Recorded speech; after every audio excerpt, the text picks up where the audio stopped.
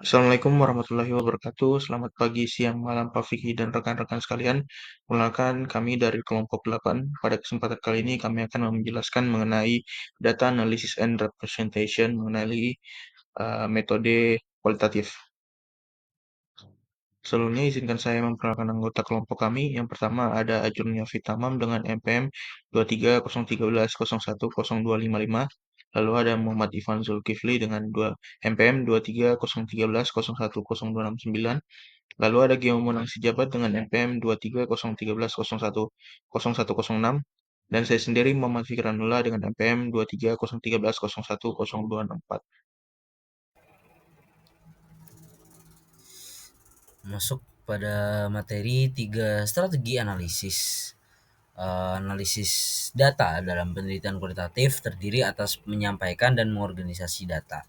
Misalnya, data teks seperti transkrip atau data gambar seperti foto untuk dianalisis, kemudian mereduksi data ke dalam tema melalui proses pengkodean dan pengondensian kode, dan akhirnya menyajikan data dalam bentuk gambar, tabel, maupun uraian.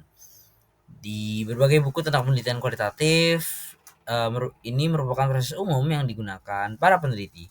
Tidak diragukan lagi akan ada beberapa variasi dalam pendekatan ini. Di luar langkah-langkah tersebut, 5 pendekatan penelitian memiliki langkah tambahan. Sebelum menelaah langkah-langkah analisis spesifik dalam kelima pendekatan tersebut, ada baiknya memahami terlebih dahulu prosedur analisis umum. Terdapat 3 prosedur analisis prosedur analisis umum yang diilustrasikan melalui tulisan 3 peneliti kualitatif. Nah, ketiga peneliti kualitatif ini yaitu yang pertama ada Madison, di mana dia menyajikan kerangka interpretatif yang mengambil dari etnografi kritis. Kemudian ada Huberman dan Miles mengadopsi pendekatan analisis sistematis yang memiliki sejarah panjang dalam penelitian kualitatif. Kemudian yang ketiga ada Walcott menggunakan pendekatan yang lebih tradisional dari etnografi dan analisis studi kasus. Ketiga sumber ini menganjurkan banyak proses yang serupa serta beberapa pendekatan yang berbeda pada tahap analisis dalam penelitian kualitatif. Semua penulis tersebut membahas langkah-langkah sentral dalam pengodean data, yaitu mereduksi data menjadi segmen-segmen bermakna dan memberikan nama pada segmen tersebut, menggabungkan kode dalam kategori atau tema yang lebih luas, serta menampilkan dan membuat perbandingan data dalam bentuk grafik, tabel, dan bagan. Nah, inilah elemen-elemen inti dari analisis data kualitatif. Selain elemen-elemen tersebut, para penulis sendiri menyajikan fase-fase yang berbeda dalam proses analisis data. Huberman dan Miles misalnya memberikan langkah-langkah yang lebih rinci dalam proses tersebut, seperti menulis catatan pinggir, menyusun ringkasan catatan lapangan, dan mencatat hubungan antar kategori. Kemudian Medisa di sisi lain memperkenalkan kebutuhan untuk menciptakan sudut pandang, yakni sikap yang menandai kerangka interpretatif, misalnya kritis feminis yang digunakan dalam penelitian. Sudut pandang ini menjadi pusat analisis dalam studi kualitatif yang bersifat kritis dan berorientasi teoritis. Sementara Walcott membahas pentingnya membentuk deskripsi dari data serta mengaitkan deskripsi tersebut dalam literatur dan tema budaya dalam antropologi budaya. Selanjutnya yaitu ada analisis data, analisis spiral. Analisis data tidak bersifat siap pakai, melainkan dibangun secara khusus, direvisi, dan dikoreografikan. Proses pengumpulan data, analisis data, dan penulisan laporan bukan untuk bisa. Ketiganya saling terkait langsung secara bersamaan dalam sebuah proyek penelitian. Penelitian kualitatif sering belajar dengan melakukan analisis data. Hal ini membuat para kritikus berpendapat bahwa penelitian kualitatif sangat bergantung pada intuisi, lembek, dan bersifat relativistik, atau bahwa analisis data kualitatif mengandalkan 3: insight, intuition, dan impression. Pola tersebut paling baik direpresentasikan dalam sebuah gambar spiral, yaitu spiral analisis data. Peneliti masuk dengan membawa data berupa teks atau gambar, misalnya foto, rekaman video, dan keluar dengan sebuah laporan atau narasi. Di antara keduanya, peneliti menyentuh berbagai aspek analisis dan berputar berulang kali. Nah, yang pertama ada organizing the data atau mengorganisasi data.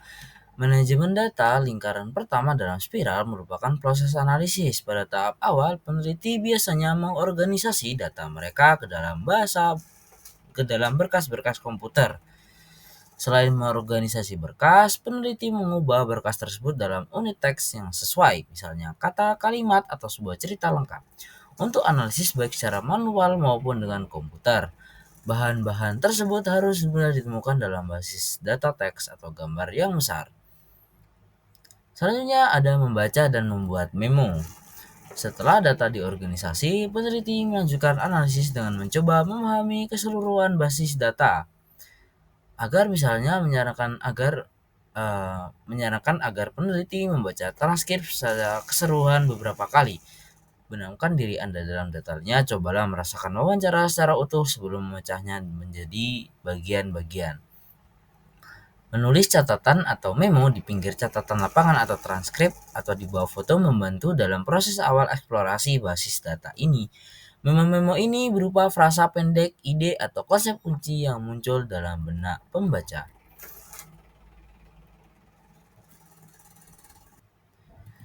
Dengan menelaah catatan lapangan dari observasi, transkrip wawancara, bukti jejak fisik, serta gambar, audio, dan visual,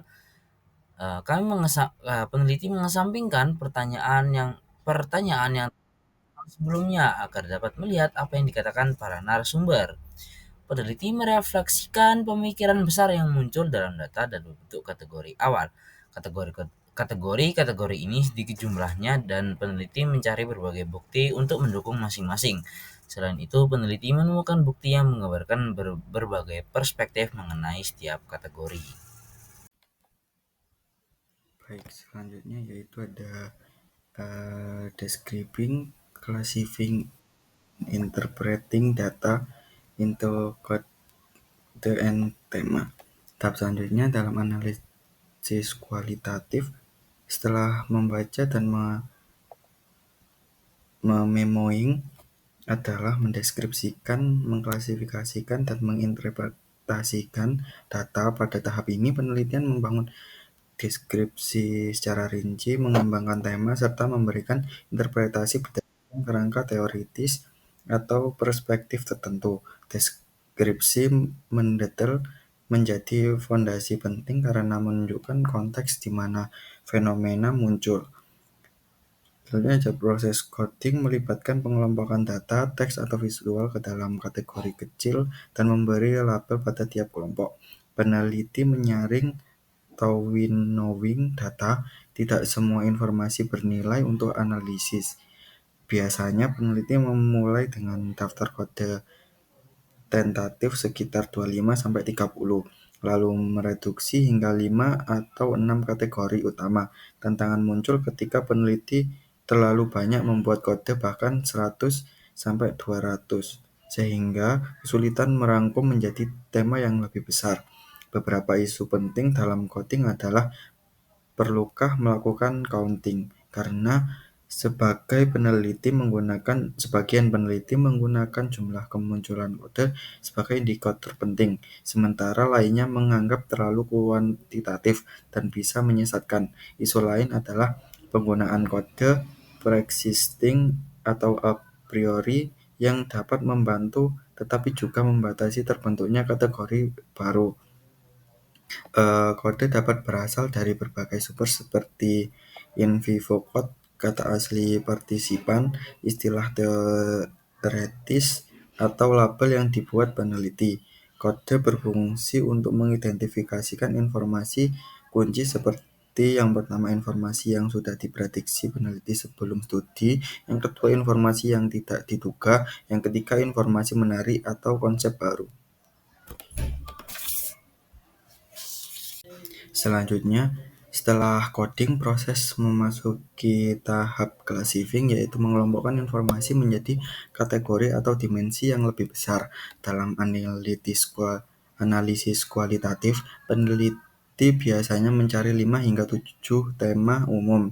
Tema adalah unit makna luas yang berisi kumpulan kode yang mendukung suatu ide sentral. Peneliti perlu mereduksi data menjadi tema yang dapat digunakan dalam narasi akhir. Tipe informasi yang bisa dicari peneliti tergantung pendekatan: cerita naratif, pengalaman individu, proses atau aksi, pola budaya, dan deskripsi kasus. Pendekatan dekonstruction juga menyoroti aspek tersembunyi dari teks melalui strategi seperti yang pertama, menggugat dikotomi yang dianggap palsu, yang kedua, mengamati keheningan atau hal yang tidak dikatakan, yang ketiga, memperhatikan gangguan atau kontradiksi, yang keempat, menyoroti elemen yang tampak aneh atau janggal, yang kelima, menginterpretasi metafora yang membuka makna berlapis, yang keenam, menganalisis double entendre atau makna yang ganda, yang ketujuh, mengidentifikasi bias melalui rekonstruksi makna. Selanjutnya yaitu interpreting the data. Interpretasi data dalam penelitian kualitatif adalah tahap ketika peneliti mulai memberikan makna terhadap data dan menarik lessons learned. Interpretasi melibatkan proses mengabstraksi informasi dari kode dan tema menuju pemahaman yang lebih luas. Proses ini dimulai dari pengembangan kode, pembentukan tema, hingga pengorganisasian tema menjadi unit yang lebih besar agar data dapat dimaknai secara menyeluruh. Beragam bentuk interpretasi dapat digunakan, mulai dari intuisi penelitian hingga interpretasi berbasis teori atau konstruksi ilmu sosial tertentu. Peneliti kemudian menghubungkan hasil interpretasinya dengan literatur atau temuan penelitian yang lain. Dalam pendekatan postmodern dan interpretatif, interpretasi sering dianggap bersifat tentatif, terbuka, dan penuh pertanyaan.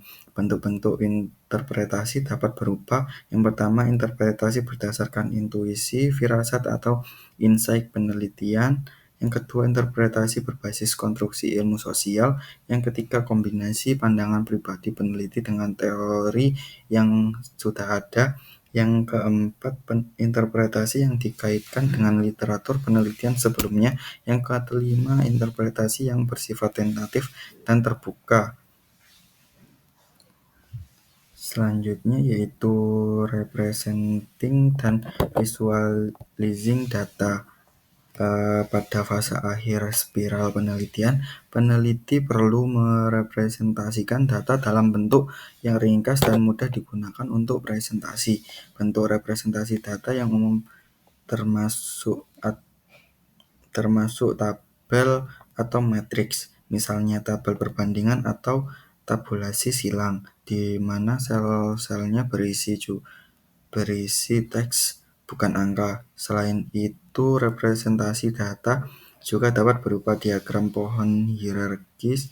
Representasi visual ini menunjukkan berbagai tingkat abstraksi dalam analisis, dengan kontak-kontak di bagian atas diagram mewakili informasi yang paling abstrak, dan kotak di bagian bawah mewakili tema-tema yang kurang abstrak. Baik, selanjutnya yaitu narrative research, analysis, and representation.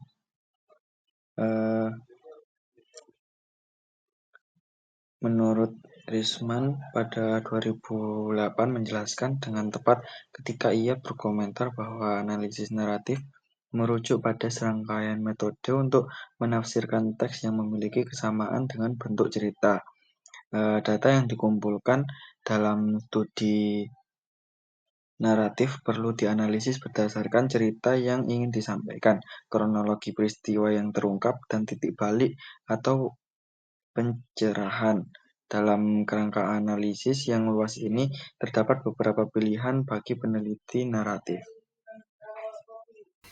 Selanjutnya ada analisis within approaches to inquiry. Yang pertama adalah narrative research, analysis, and representation. Jadi seorang peneliti naratif itu dapat mengambil orientasi sastra dalam analisisnya. Nah, analisis itu dilakukan dengan mengidentifikasi serangkaian pengalaman objektif dalam kehidupan subjek, meminta individu untuk menuliskan sketsa kehidupannya dalam jurnal. Itu dapat menjadi titik awal yang baik untuk melakukan analisis. Nah, adapun penulisan abstraksi analitis dari kasus yang menyoroti, yang pertama itu ada proses dalam kehidupan individu, lalu ada berbagai teori yang berkaitan dengan pengalaman hidup tersebut, lalu ada ciri-ciri unik dan umum dari kegiatan atau kehidupan tersebut. Lalu yang kedua ada phenomenological analysis and representation, yang dimana ini berbeda dengan naratif. Pada phenomenological itu telah ada metode analisis spesifik dan terstruktur yang maju. Nah, berikut ini merupakan pertanyaan pendekatan metodologi fenomenologi. Yang pertama adalah menjelaskan pengalaman pribadi seseorang terkait fenomena yang diteliti. Lalu yang kedua, susun daftar pernyataan penting.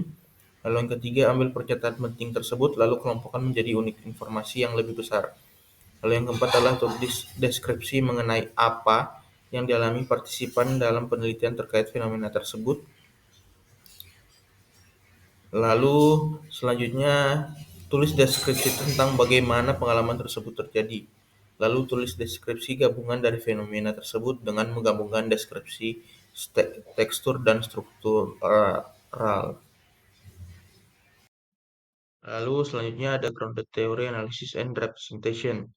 Ini mirip-mirip dengan fenomenologi di mana grounded theory ini menggunakan prosedur terperinci untuk analisis. Teori ini terdiri dari 3 fase pengkodean atau pengkodean terbuka, lalu aksial dan selektif, sebagaimana yang dikemukakan oleh Strauss dan Corbin pada tahun 1998. Nah, dalam fase pengkodean terbuka, peneliti itu memeriksa teks, contohnya itu transkrip, catatan lapangan, dan dokumen, untuk menemukan kategori informasi penting yang didukung oleh teks tersebut. Dengan menggunakan pendekatan perbandingan konstan, peneliti mencoba untuk menjenuhkan kategori-kategori tersebut, mencari contoh-contoh yang mewakilkan kategori tersebut, dan terus mencari hingga informasi baru yang diperoleh tidak lagi memberikan wawasan lebih lanjut tentang kategori tersebut. Kategori-kategori ini terdiri dari subkategori yang disebut properti, yang merepresentasikan berbagai perspektif tentang kategori-kategori tersebut. Properti pada gilirannya didimensikan dan disajikan secara kontinum. Nah, setelah serangkaian kategori awal dikembangkan, peneliti mengidentifikasi satu kategori dari daftar pengkodean terbuka sebagai fenomena sentral yang diminati. Lalu yang keempat adalah ethnographic analysis and representation, di mana dalam penelitian etnografik terdapat 3 aspek analisis data yang dikembangkan oleh Walcott pada tahun 1994, yaitu deskripsi, analisis, dan interpretasi kelompok yang memiliki budaya yang sama. Nah, Walcott itu meyakini bahwa titik awal yang baik untuk menulis etnografi adalah mendeskripsikan kelompok dan latar yang memiliki budaya yang sama. Penulis mendeskripsikan dengan memfokuskan deskripsi secara progresif atau mencatat keseharian kelompok atau individu tersebut. Lalu pendekatan yang terakhir adalah case study, analysis, dan representation. Nah, untuk case study atau studi kasus, seperti halnya dalam etnografi, analisis dilakukan dengan membuat deskripsi terperinci tentang kasus dan latarnya. Jika kasus tersebut menyajikan kronologi peristiwa, maka disarankan untuk menganalisis berbagai sumber data guna menentukan bukti untuk setiap langkah atau fase dalam perkembangan kasus tersebut. Stake itu menganjurkan 4 bentuk analisis dan interpretasi data dalam penelitian studi kasus. Yang pertama adalah dalam agresi kategoris. Peneliti itu harus mencari kumpulan contoh dari data dengan harapan akan muncul makna yang relevan dengan isu tersebut. Lalu yang kedua, pada direct interpretation atau interpretasi langsung, peneliti studi kasus mengamati satu contoh dan mengambil makna darinya tanpa mencari beberapa contoh. Lalu ada pula yang menetapkan pola dan mencari kesesuaian, establish pattern, antara 2 kategori atau lebih. Lalu yang terakhir adalah generalisasi naturalistik atau naturalistic generalization dari analisis data, yang mana generasi yang dapat dipelajari orang dari kasus tersebut, baik untuk diri mereka sendiri maupun untuk diterapkan pada populasi kasus. Baik, untuk selanjutnya itu discussion. Jadi discussion ini bagian yang mana dalam menjelaskan wawasan penelitian tentang peristiwa yang memicu kemarahan pelanggan, yang mana ini menyoroti bagian berbagai kategori kegagalan layanan seperti ketidakkandalan, sulit diakses, kebijakan perusahaan, ketidakpekaan, perilaku tidak sopan, dan respon yang tidak memadai. Nah, berinteraksi memicu kemarahan, kemana diskusi juga menghubungkan temuan dengan peneliti sebelumnya, yang mana menunjukkan persamaan dan perbedaan, serta menunjukkan bagaimana klasifikasi baru ini memperkuat teori yang. Nah, pada slide selanjutnya yaitu reliability dan validity in qualitative research. Jadi dalam bagian ini tuh menekankan pentingnya memastikan bahwa kesimpulan kualitatif dapat dipercaya konsisten dan valid. Reliabilitas dan validitas ini tampak berbeda dengan penelitian kualitatif dibandingkan kuantitatif, namun tetap berfokus pada ketepatan, konsistensi, dan keandalan interpretasinya. Nah, untuk selanjutnya itu advantage of computer program for qualitative. Jadi dalam program komputer ini seperti Vivo, MaxX, GDA, dan Atlas.TI ini membantu menyimpan, mengorganisir, dan mencari data kualitatif, yang mana keuntungan dari program tersebut meliputi lebih mudah mengambil kembali potongan teks, visualisasi hubungan antara kode dan tema, penulisan dan penyimpangan memori yang efisien, proses coding dan kategorisasi lebih cepat, dan mampu menangani dataset yang besar, misal ratusan halaman. Nah, untuk selanjutnya yaitu comparing the five approach. Jadi kelima pendekatan kualitatif ini berbeda dalam cara menganalisis dan menyajikan data, ya, seperti grounded teori dan fenomenologi ini memiliki prosedur analisis yang rinci. Etnografi dan studi kasus lebih fleksibel, sedangkan penelitian naratif adalah yang paling tidak terstruktur. Nah, setiap pendekatan menggunakan istilah, proses coding, dan format penyajian data yang berbeda. Nah, untuk selanjutnya itu computer use in qualitative data, data analisis general, yang mana ini bagian menjelaskan bagaimana program komputer berkembang sejak tahun 1980-an dan kini banyak digunakan untuk menganalisis data, teks, dan gambar dalam penelitian kualitatif. Perangkat lunak membantu dalam coding, kategorisasi, pencarian informasi, dan membangun model teoritis. Baik, sekian saja yang dapat kami sampaikan dan presentasikan. Kurang dan lebihnya mohon maaf. Assalamualaikum warahmatullahi wabarakatuh.